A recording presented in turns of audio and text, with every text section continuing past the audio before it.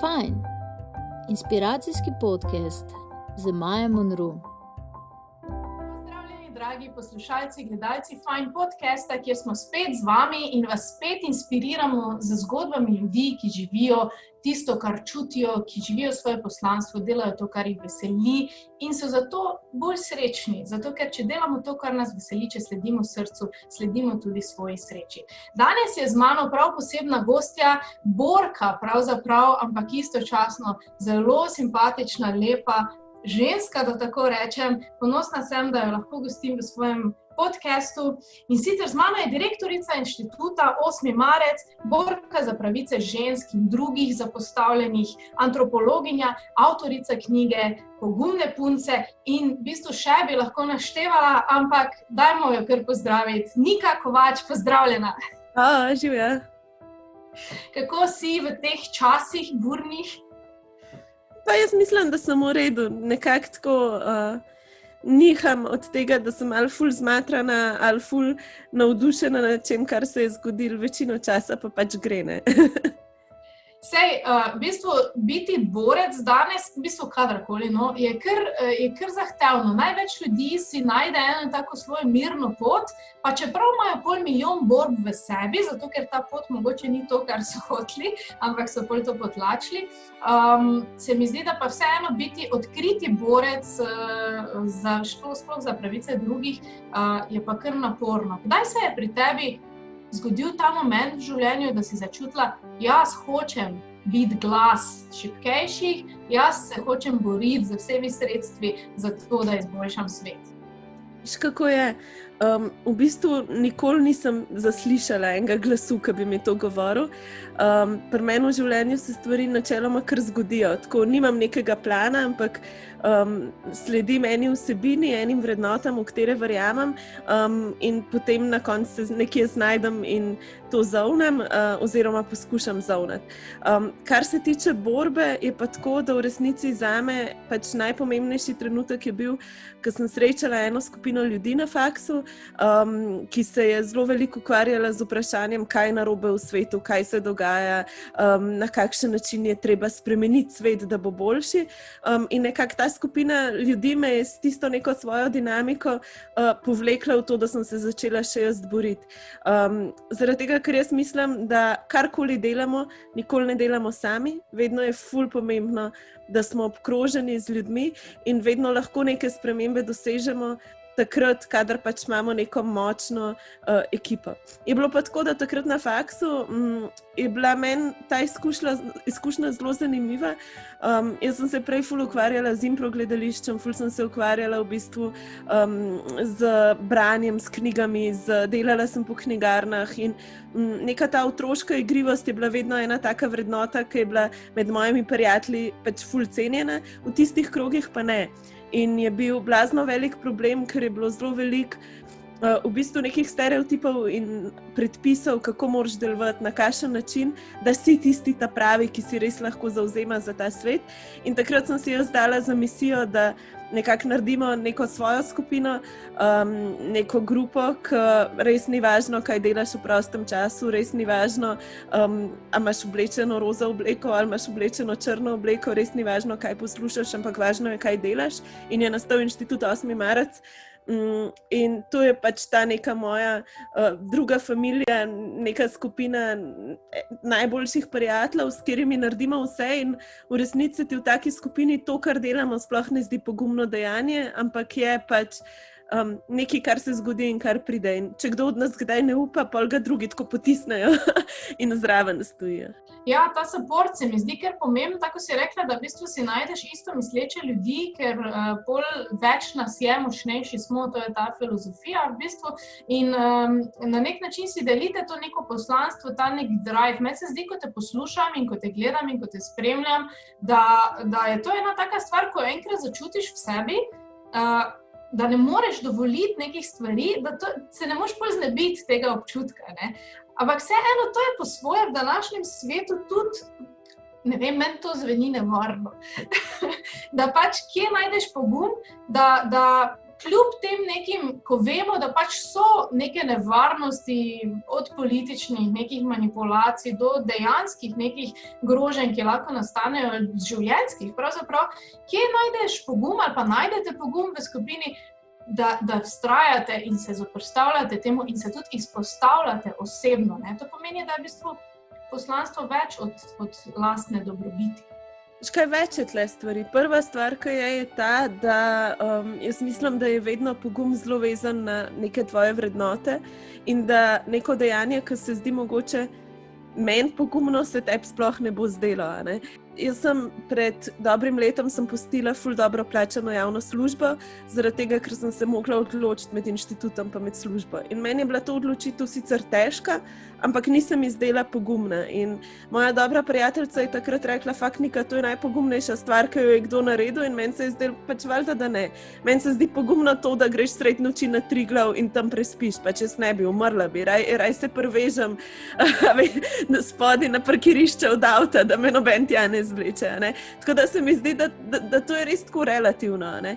Druga stvar je ta, da jaz v tem trenutku sama imam eno eksistenčno varnost, imam tudi službo, kjer v bistvu podpirajo, da v prostem času delam, kar hočem. Vem, da ko bom prišla v delovno okolje, bojo veseli, kar delam. Tretja stvar je pa ta, da ko živiš v neki skupini, v neki skupnosti, ki ti daje oziroma deluješ tako, kot mi v inštitutu, ki ti daje vedno zavedanje, da se je postaviti za neko vsebino vedno prav,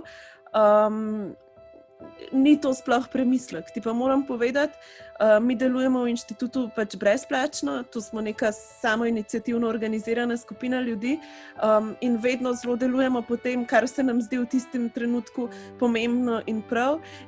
In nismo doživeli nekih hudih napadov, nekih hudih groženj. Ljudje sprejmejo, kar delajo. Kdaj nam celo kdo reče, mi se politično absolutno ne strinjamo, ne vem, z levim polom, ampak vas pa podpiramo, ker ste fair pa delate. Ne?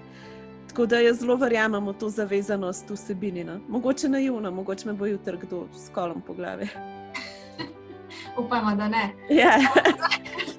Zdaj smo ravno si tako malo navezala, zanimivo tudi na denar. Ne vem, koliko imaš ti, kakšen odnos imaš ti do denarja, ampak na eni strani poveš, da imaš pač to neko finančno varnost, tako da v bistvu ne rabiš pravzaprav se boriti za to, za finance, imaš ta nek mir, da lahko potem počneš to, kar je srčno pomembno. Istočasno pa izpostaviš, da pač vi delate to zastonj. In meni se zdi, da pač, ko nekaj res delaš, da ni denarja zraven, da lažje v bistvu potem delaš za srcem, da lažje delaš neodvisno in da si lažje pogum, ne? Ker takoj, ko pride v igro denar, se spremeni ta nastavek, se ti ne zdi?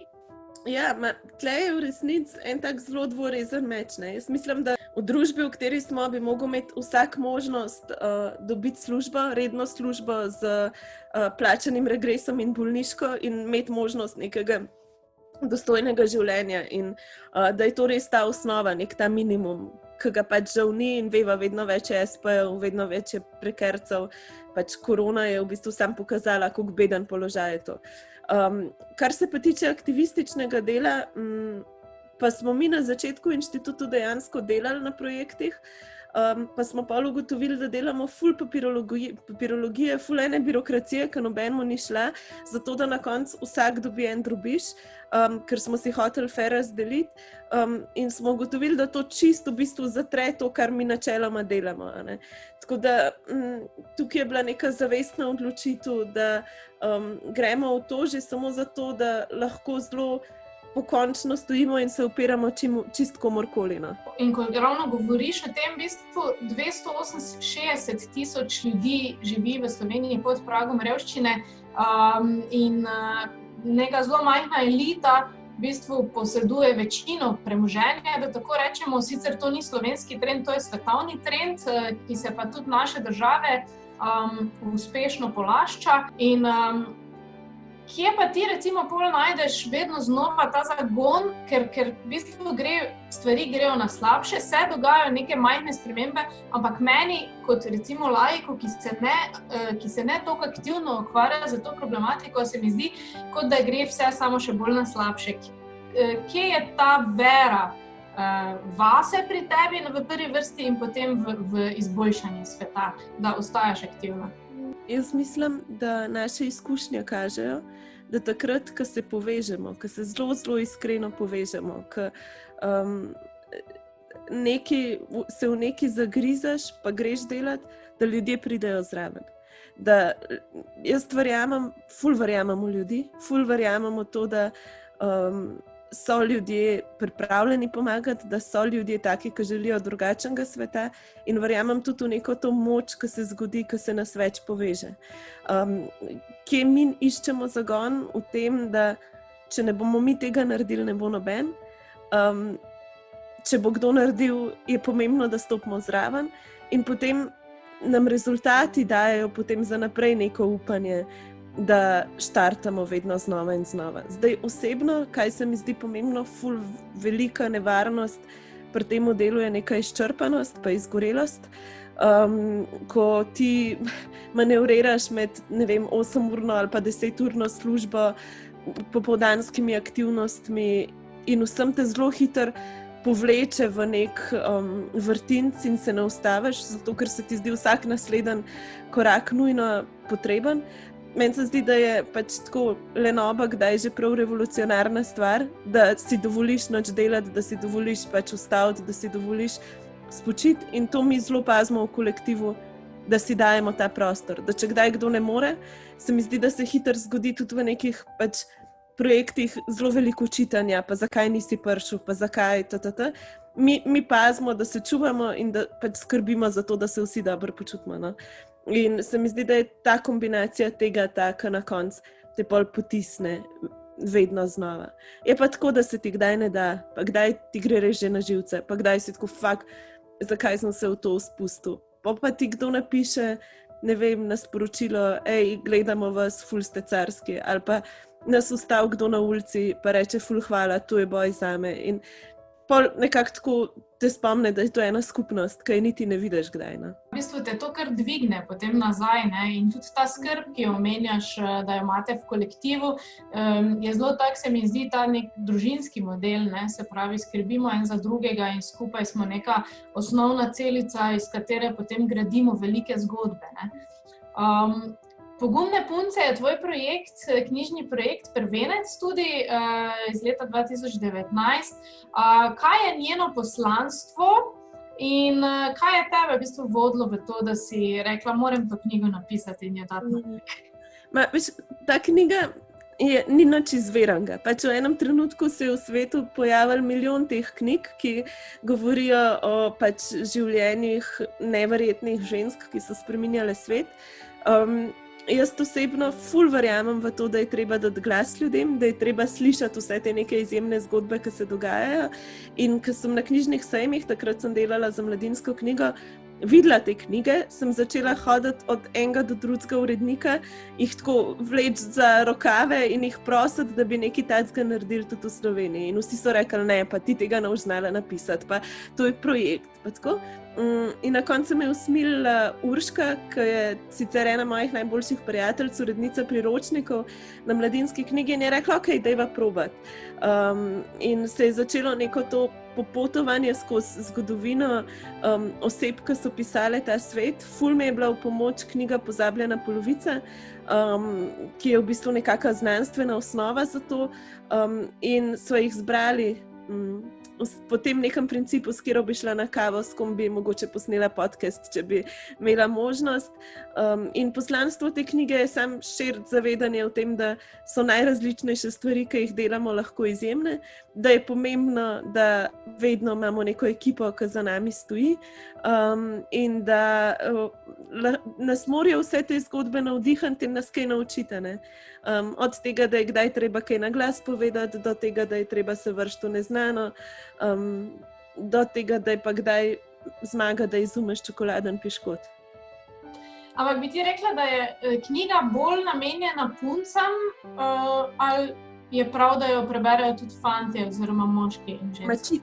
čisto vsi. Mislim, to je res knjiga, ki v resnici lih zato, ker je v tem programu, išla je v programu darilnih knjig in tam so ponavadi knjige, ki tako mene kar malo pač želodec začne boleti za mojo ljubo ženo, za mojo pač drago sestro in tako, ker se mi zdi, da so res, mislim, zakaj bi mogli biti vsaki sestri všeč neke misli pač o sestrah, ne? In pa sva rekla z urednico, ajde, dajva videti, kdo bo to knjigo kupoval in se mi zdi, da je to pač res za čisto vsakega, ker hoče noter nekaj najdeti. Ne. Ful mi je všeč to, da se v svetu pojavljajo knjige tudi o fantih, zaradi tega, ker je lih tako, ker je problem pri ženskah, da se na nas lomijo pač pričakovanja, pač ne. Je tudi to, da se fante skozi uči, da morajo biti močni, da morajo služiti denar, da morajo pač, ne vem, zgledati kot tam en gozdar v karirasti srajci in se ne dopušča neke te različnosti tudi fantom in različnih poklicev in različnih življenjskih izbir. Tako da to so pa knjige, ki se jih jaz pol kupujem in so tudi en tak poseben navdih in pomembno je, da jih imamo. Vseeno si mi dala zdaj zamisliti med tem, ko si razlagala o fantih.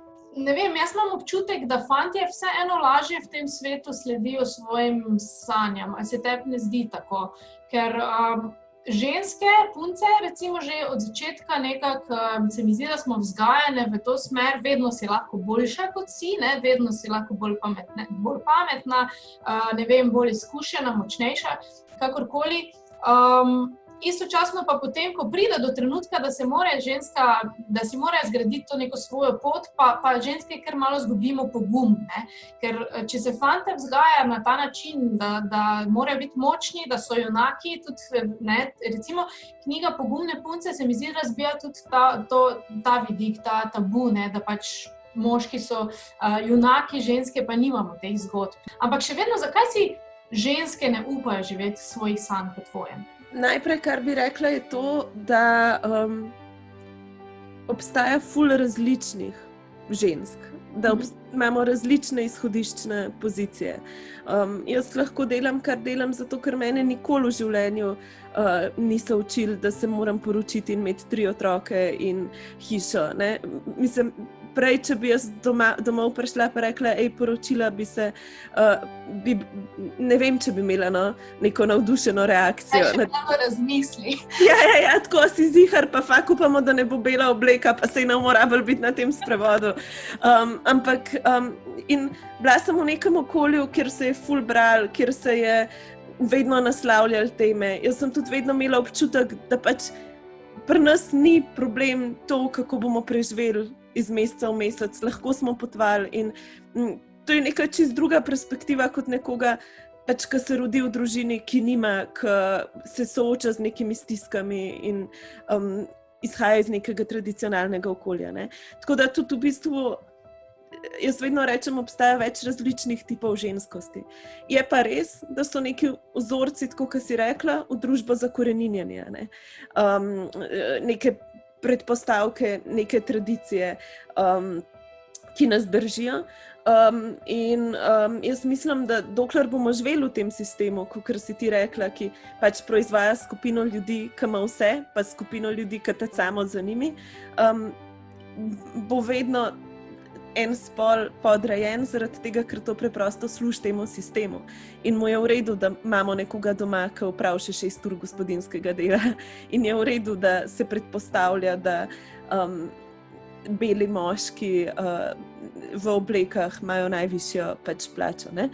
Zdaj pa, če greva še na fante, je pa tako, da kar se meni zdi pomembno, je tako, kakor se na nas lomijo pričakovanja o tem, da moraš biti lepa in urejena, da moraš dobro upravljati službo, da moraš vse pospraviti, da moraš pač nasmejana pričakati doma ti verjetno otroka in ga zabavati in mu ne dati risank, se lomijo pričakovanja tudi na moških. Ne? In obstaja več različnih tipov moškosti.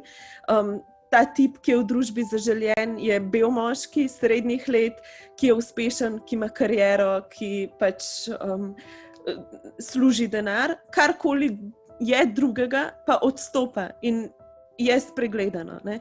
Recimo pač LGBT populacija. Potem nekdo, ki se odloči, da bo njegov life to, da bo pač tekel po svetu in pač na ta način pomagal otrokom.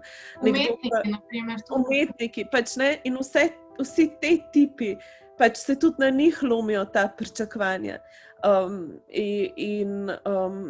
Ni lahko in prav je, da se tega zavedamo. Zato jaz vedno rečem, ta boj, ki ga mi bijemo, torej boj za pravice, feminističen boj, ni boj za ženske kot take, ampak je boj za celo družbo, da se znebimo tega, da nas ena skupina obvladuje, da se znebimo teh pričakovanj in da vsi živimo tako, kot hočemo, z dovolj denarja, z dovolj sredstvi in s tem, kar hočemo biti. Ampak to se mi zdi, da je v bistvu tudi na nek način neko vzgojno poslanstvo, ne? Ker zdaj spreminjati ljudi, ki že imajo te močno zakoreninjene vzgojne vzorce, seveda ni nemogoče in na nek dolgi rok z nekim osveščanjem je to vse spreminja, seveda tudi pogled celotne družbe, ampak jaz vidim rešitev, se mi zdi ravno v vzgoji naših otrok, ne? Se pravi, jaz imam sina in jaz ga moram vzgojiti v bistvu čim bolj odprtogledega, odprtosrčnega in neomejenega z nekimi vzorci. Ne? Kaj pa ti misliš, kje so tiste najbolj učinkovite v bistvu rešitve do družbenih sprememb na dolgi rok, da ne bomo več imeli teh omejitev, kaj ženska mora ali pa kaj ženska lahko samo, in istočasno na drugi strani moški, kaj bi on mogel in na kak način bo cenjen. Bolj učinkovitih rešitev nimam. Meni se zdi važna neka nenehna refleksija. Nazadnje, recimo, kaj se meni zgodilo. Meni je tak zelo plastičen primer tega, kako mi narobe vzgajamo otroke, kinder jajček. Jaz ne vem, če ti veš, ampak imamo 2 različna modela kinder jajčka. En je roza z roza trakcem za punčke, en je pa za fantke. To je podjetje lansiralo, mislim, da leta 2012. In v kinder jajčku za punčke so igrače v sam enem kosu, brez delčkov in navodil za sestavljanje. Torej, princeske, figurce, Za fantke pa so to sestavljanke, avtočki, kompleksni deli. In jaz to ful kritiziram. Jaz to kjerkoli lahko povem, rečem, to je to, kar se zgodi. In zadnjič grem jaz na obisk, obiskat bratca pa sestrco in kupam bratcu moder kinder jajček in punčki pač roza. In šele v trgovini potem me je nekdo opozoril in rekel, fak Nika, a ni tako, da ti skozi govoriš, da to pač ni v redu, da se moraš proti temu boriti. Ne? In to kaže, koliko zažrtje v nas neko verjetje, kako je treba vzgajati in kaj je nekomu všeč. Tako da nenehna refleksija se mi zdi blazno pomembna. Blazno pomembno se mi zdi, da se spodbuja otroke v aktivnosti, ki mogoče niso na prvo žogo za njih, da se sprobava najrazličnejše stvari. Jaz delam v Pionirskem domu in meni je čisto carsko videti mlade raziskovalce. To je pač krožek, kjer se učijo o znanosti in tam delajo in punčke in fantje neke eksperimente in pedagoginja je rekla, da v bistvu starejši, ko so, več fantov je tam. Ne? Začnejo pa vsi v bistvu skupaj in v nekem enakomernem številu. Tako da spodbujanje k temu, pa branje. Meni branje je noro pomagalo, skozi je bila moja vzornica Pika Nogavička, ki v bistvu odstopa od vsega, Pika je lahko vzornica vseh in to so neke stvari, s katerimi se v bistvu lahko soočamo. Pa treba se zavedati, da bomo vedno kaj zafrknili ali pa da pač in to poskušati popraviti. No.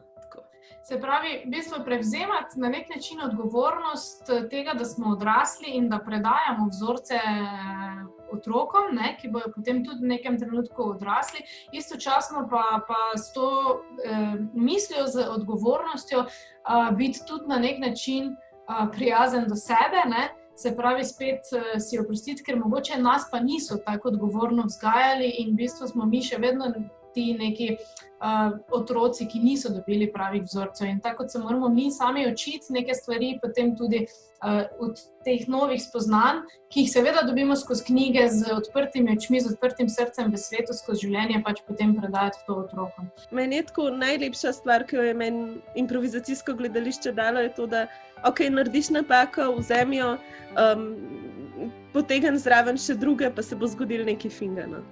Zdaj si že malo podala eno tako zanimivo spoznanje, se pravi, dovolite si delati napake, ampak bi te še vseeno za konec vprašala, kaj pa je v tem trenutku zate najpomembnejše življenjsko spoznanje? Kaj je tisti tvoj temelj, na katerem živiš zdaj v tem trenutku? Jaz mislim, da je trenutno moje najpomembnejše življenjsko spoznanje to, da je okej kdaj živeti tudi s tem, da ne veš, kaj je tvoje trenutno življenjsko spoznanje.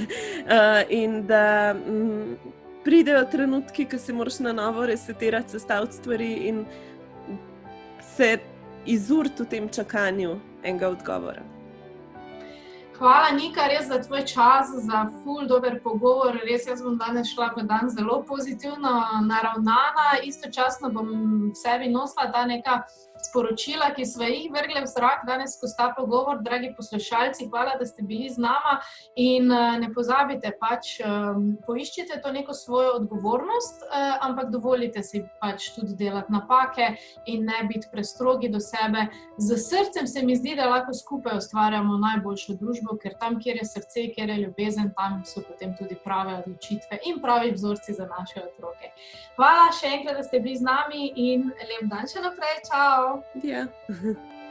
Če ste se imeli fajn in želite še več inspirativnih podcastov, se ne pozabite naročiti na naš YouTube kanal, lajkati našo Facebook stran in slediti Fajn zgodbi na Instagramu. Bodite fajn, vsak trenutek v dnevu.